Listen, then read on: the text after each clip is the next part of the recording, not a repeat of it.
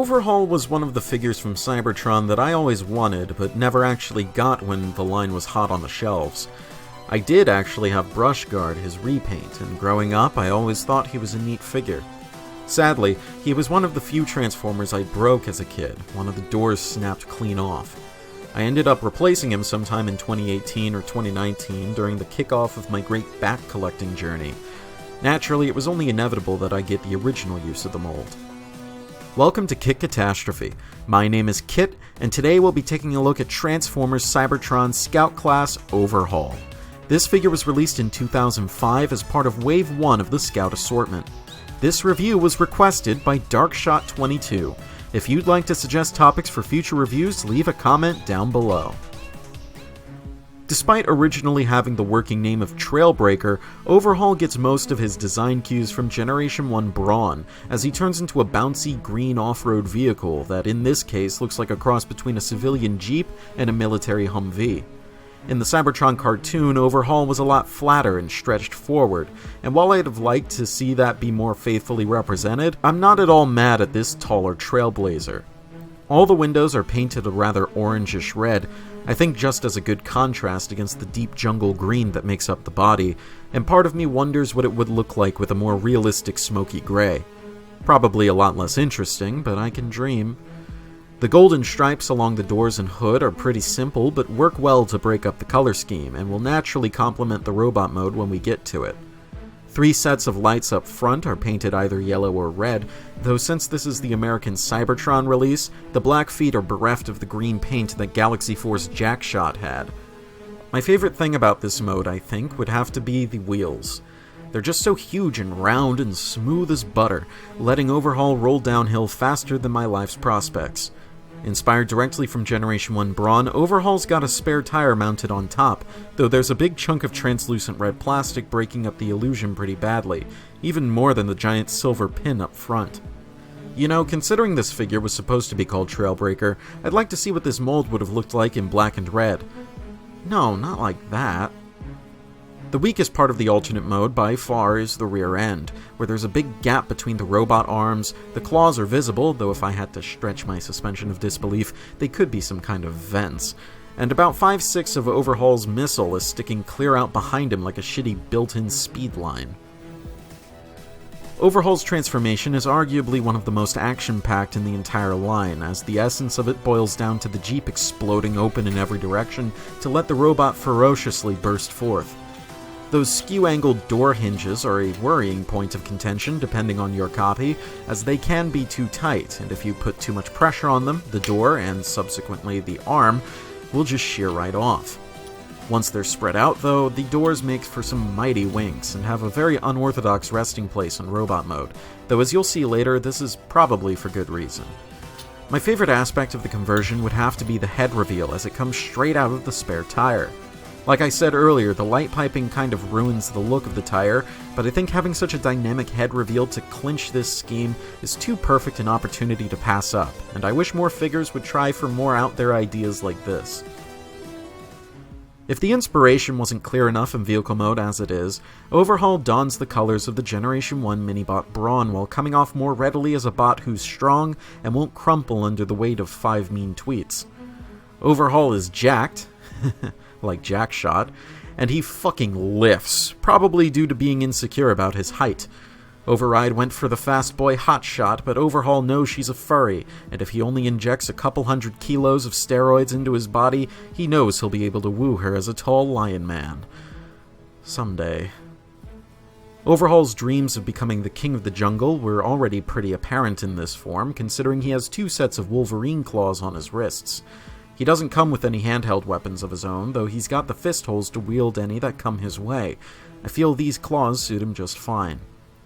This kind of ties into how hardly any of the Beast Planet figures came with guns themselves, since they spec'd more into melee weapons. Overhaul fits in just fine. His head sculpt doesn't have the sharp protruding teeth his show model had, but it does have some gorgeous rosy light piping that pops beneath his golden crown. The lower legs just being the entire front of the vehicle mode is pretty utilitarian to say the least, but you have to admit that the windshield makes for some killer knee pads. Finally, we come to the chest, where we find a huge pop of translucent red plastic surrounded by a silver frame. This is the reason for that huge stick impaling the Jeep from behind earlier.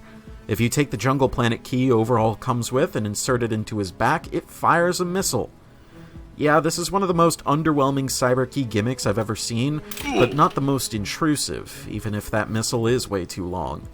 It reminds me of those dumbass Armada Minicon gimmicks where you have to plug in an entire minifigure just to launch a missile. Overhaul must feel cheated, especially since he can accomplish the same thing by just falling backwards. Well, considering that Cybertron was the era where Transformers were really starting to get consistently posable, Overhaul does not really fit that description, as he's been described as one of the more limited figures of his range. At his head, he has a swivel that rotates 360 degrees, no problem. It's mostly for transformation, since it does have to hide inside the tire. And due to that similar fact, there's also a hinge that allows him to look up if you don't mind breaking the sculpt quite a bit. That's all well and good. Now, the real issues stem from these arms. They're very awkward and hard to really master. Let's get the legs out of the way to really illustrate what I'm talking about. The ball joint is mounted at the back of the shoulder, as in, like, the ball joint points outwards this way and the arm cups over it. Now, that allows for some nice arm spread going outwards, and of course inwards. It has to do that for transformation. But you can't really get them to go forward very well without doing this weird sort of semi-swivel sort of thing. And, like, it can work in certain poses. Like, yeah, he can, like, raise his arm forward, and he does have an elbow joint here that allows him to bend his arm, but it's also at a really weird angle. It's like there's already two joints in there, but one of them is just permanently bent, if that makes any sense.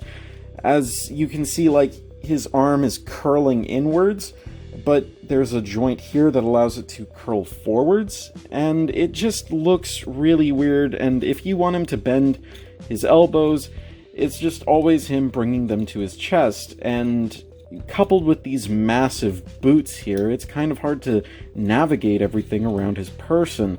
And this really hampers articulation and posing options, because these arms just kind of don't do anything you want them to do. Now, the waist rotates all the way around until it hits the back section here where the spring-loaded mechanism is, but that is an impressive range. It's not 360 degrees, but it is still impressive. The hips are ball-jointed, and that allows them to go forward, mostly for transformation, because these boots do kind of clip up in here for transformation, and they move backwards very far until they bang into that backpack. Now, if we get these arms out of the way, see, if you try to move them outwards, he doesn't really look that great. He looks like he's trying to go for some kind of... I don't even know what to make of it. But these legs can move outwards very far. He can do some nice splits, but he looks like a complete idiot in the process. Kind of relatable. His knees bend just under 90 degrees, which is a shame, all things considered. But there are bigger problems with this mold, let's be real. Finally, at the feet can point forward, but that really looks unnatural because you're kind of breaking the joint, as it were. So, Overhaul does have his benefits, and he does have his merits, but these arms just kind of drag everything down and make things awkward, and it just looks bad. The entire range of Cybertron Scouts is worth a pickup, though Overhaul is yet another example of the limitations of the time, sort of how Scattershot was. The vehicle mode, as always, is astounding. The plastic feels nice and weighty, the transformation is fun and interesting, even if not very complex, but the robot mode has a couple limitations that prevent it from going fully over the top. Those arms are a sticking point for a lot of people, and while there are ways to make them work, it's always pretty clunky. Despite that, I still highly recommend Overhaul, since he does so much right and is a good addition to your Cybertron collection. He really is one lovely figure. If you liked this video or otherwise found it helpful or informative, then please subscribe for more reviews like this in the future, and feel free to suggest topics for future reviews in the comments. I've had the next review recorded last month due to a certain other video needing to come out first, so the next episode of Kit Reviews will be coming at you tomorrow. This has been Kit Katastrophe. Transform and roll out.